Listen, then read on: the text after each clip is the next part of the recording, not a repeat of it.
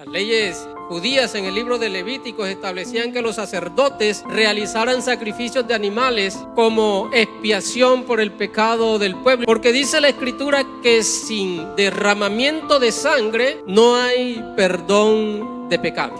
Ahora, habían varias formas de sacrificio. Estaba la que se hacían como ofrenda de paz, los holocaustos en señal de adoración y de todo eso, pero había un sacrificio en especial, un día en especial llamado el día de la expiación, un sacrificio que se hacía una vez al año y que solo el sacerdote podía estar en el lugar santísimo, el día de la expiación, conocido también como el Yom Kippur para los judíos. Era el día más sagrado en el calendario hebreo, porque ese día el sacerdote ofrecía una ofrenda por el perdón de los pecados, una ofrenda que significaba la reconciliación del pueblo con el Dios Santo, una ofrenda que el sacerdote ofrecía. Esto en cuanto a los sacrificios que nos habla el Antiguo Testamento. Y puedo decir dos cosas o sacar dos conclusiones. Primero, que como dice la Escritura, sin sacrificio, sin derramamiento de sangre, o como dice el libro de Hebreos,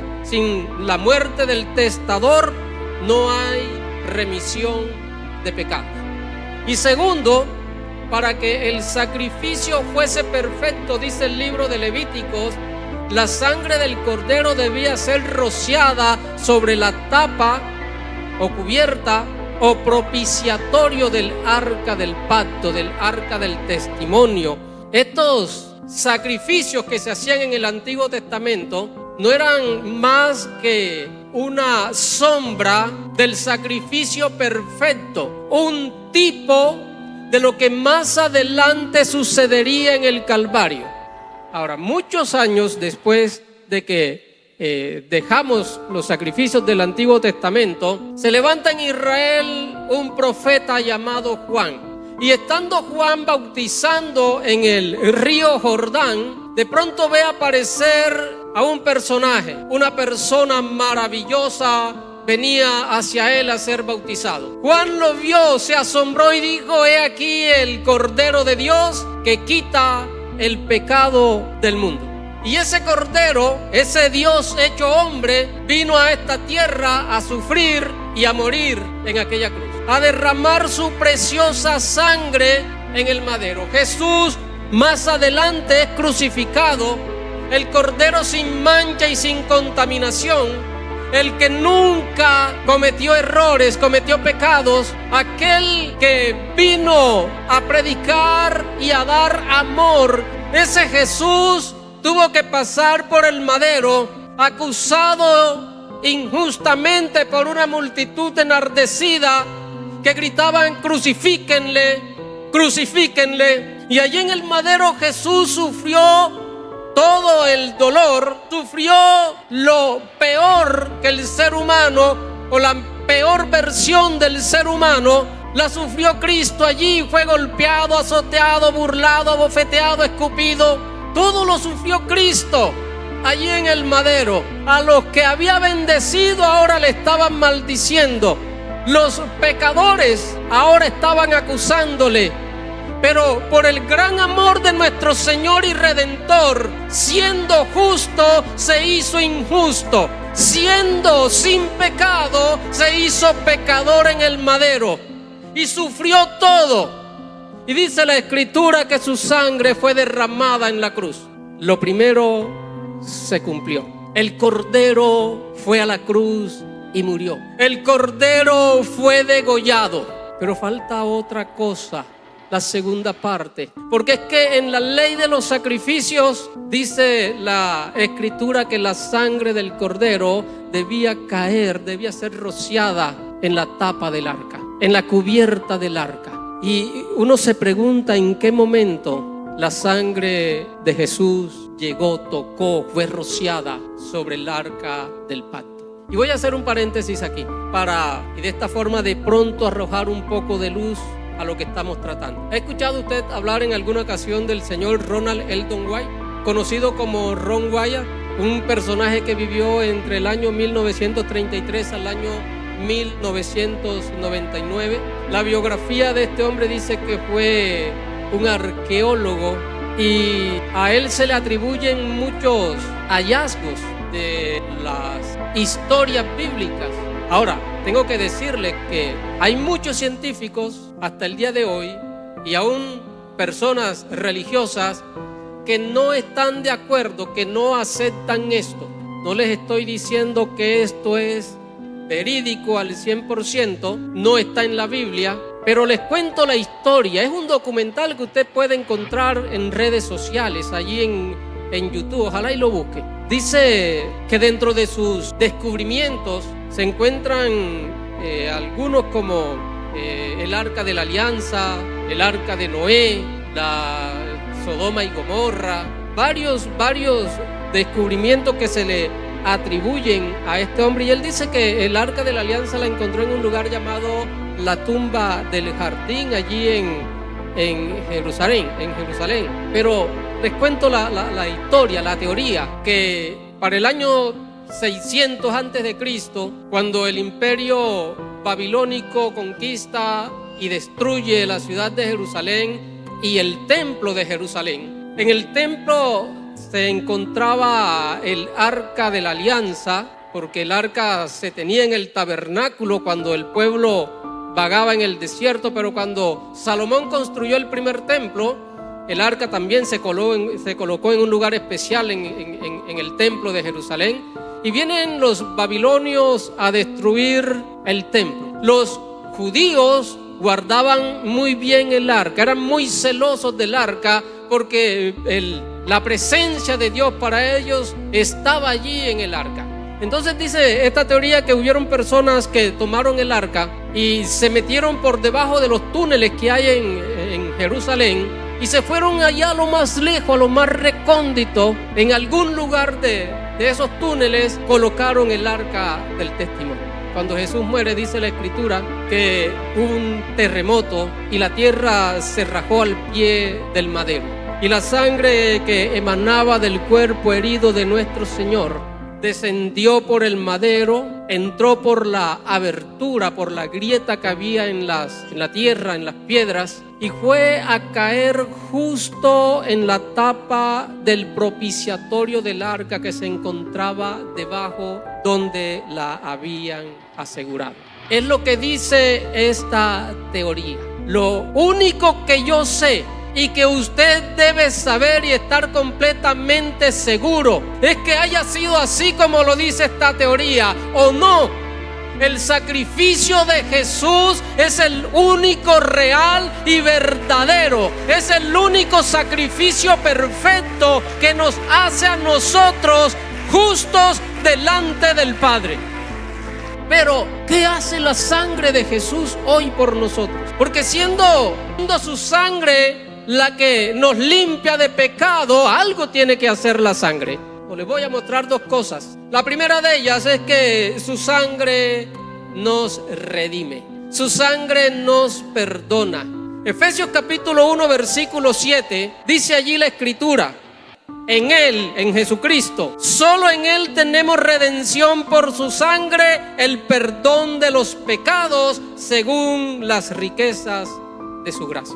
Su sangre, queridos hermanos, hoy nos libera de la condenación del pecado. Su sangre nos limpia de toda contaminación, dice el apóstol Juan. Su sangre, queridos hermanos, es la única que tiene el poder para justificarnos delante del Padre. Jesús canceló nuestras deudas. Cristo tomó nuestro lugar. Él pagó el precio. El Dios hecho hombre vino a este mundo, se entregó a sí mismo, se dio en propiciación por nosotros, para que a través de ese sacrificio único y valedero por los siglos de los siglos, hoy tengamos acceso al reino de los cielos. Hebreos capítulo 10 verso 11: ciertamente todo sacerdote, está hablando del Antiguo Testamento, todo sacerdote está día tras día ministrando y ofreciendo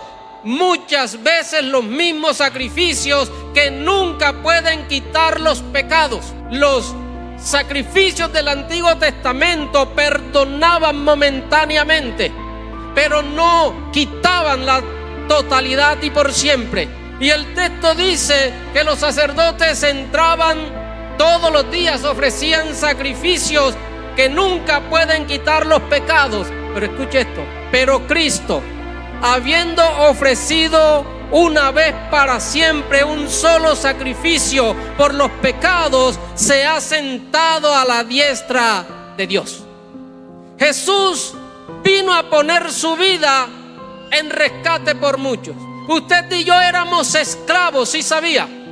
Esclavos del pecado, esclavos de la maldad, sirviéndole a Satanás. Pero Cristo, a través de su muerte, rompió todas esas ataduras que nos mantenían esclavizados al enemigo. O sea, Jesucristo nos compró en la cruz del Calvario a precio de su sangre.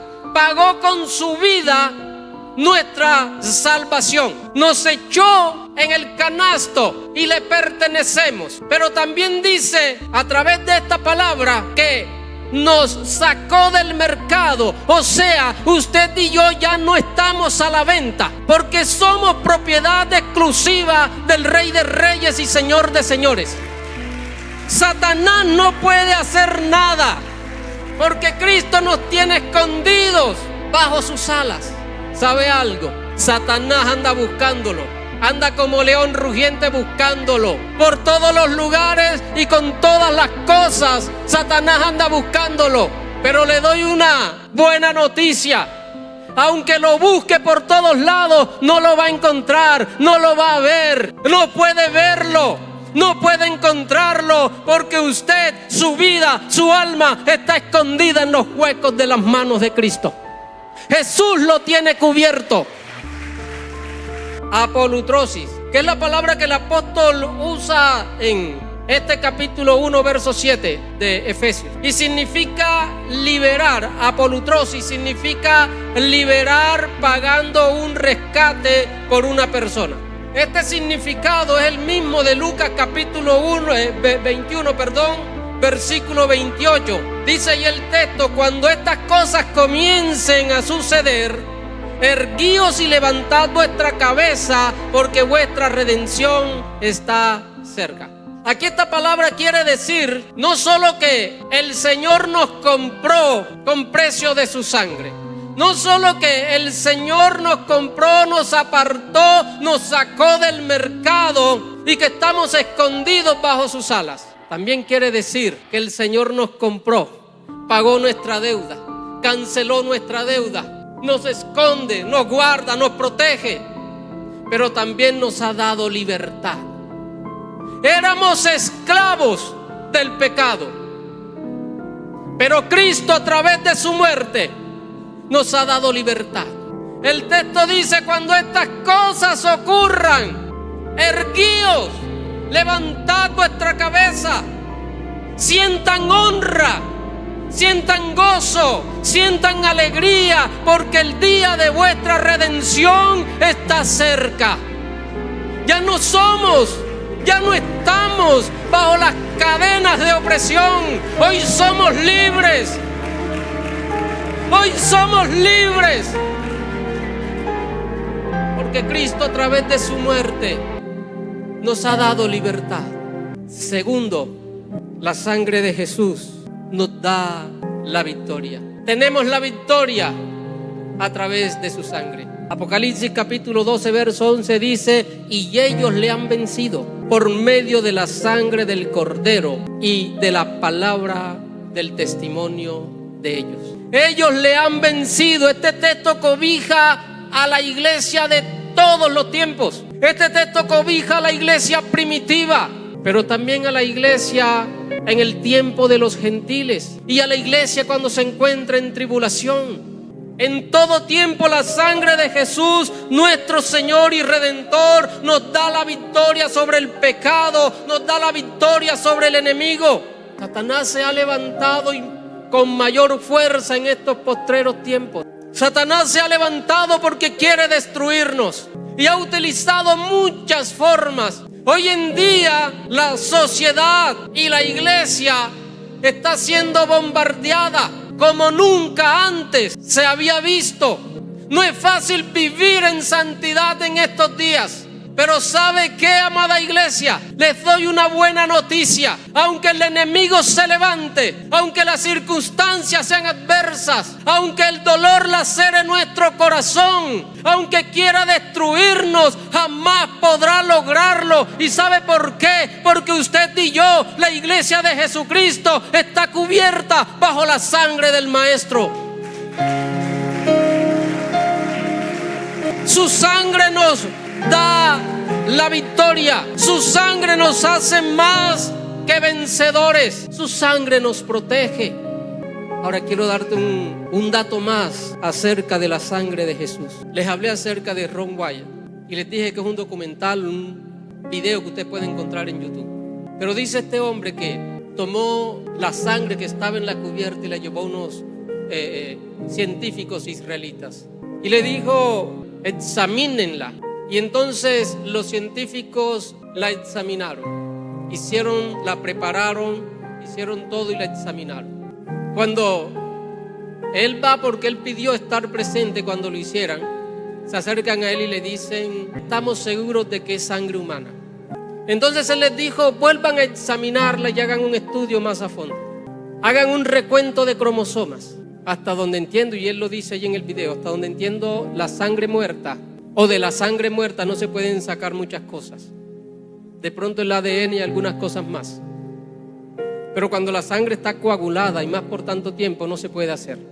Así que él les dice: hagan un recuento de cromosomas, saquen las células blancas y hagan un recuento de cromosomas. Y entonces los científicos hacen todos los estudios y él está presente. Cuando le van a dar la información, se van a un cuarto más alejado, se apartan allá y comienzan a hablar durante algún tiempo entre los mismos científicos. Y entonces uno de ellos al final vino y le dijo: esta sangre solo tiene 23 cromosomas. Nosotros tenemos 46, 23 de mamá y 23 de papá. Y él les dijo: esta sangre solo tiene, 24 cromosomas. 23 de parte de la madre, que son de la madre. Así que todos sus rasgos característicos, su físico, todo como humano, le pertenece a la mamá y a la familia de la mamá. Pero el cromosoma X, el cromosoma 24, escuche, no es humano. Pero ese cromosoma es el que le da la masculinidad. Y entonces los científicos le hacen una pregunta a este hombre, le preguntan: ¿de quién es la sangre? Y este hombre les responde: esta sangre es la de vuestro Mesías. Esta sangre es la de Jesús de Nazaret. Escúcheme, les dije al principio, no soy científico. Este es un documental que por muchos no está probado, que para muchos no es cierto. Y yo no sé cómo sea, si es cierto o no es cierto, pero de lo que sí estoy seguro es que una sangre muerta no puede perdonar tus pecados. Que una sangre muerta no puede romper tus ataduras. Que una sangre muerta no pueda resucitarte de tu vana manera de vivir. Yo estoy seguro que una sangre muerta no puede cambiar y transformar tu corazón. Yo estoy seguro que una sangre muerta no puede cuidarte, amada iglesia, no puede protegerte de todas las acechanzas del diablo. Por eso hoy, con toda libertad, yo creo que mi Cristo vive, que su sangre vive y que es su sangre la que me tiene aquí parado, que es su sangre la que nos tiene aquí a nosotros alabándole y glorificándole. Hay poder en su sangre.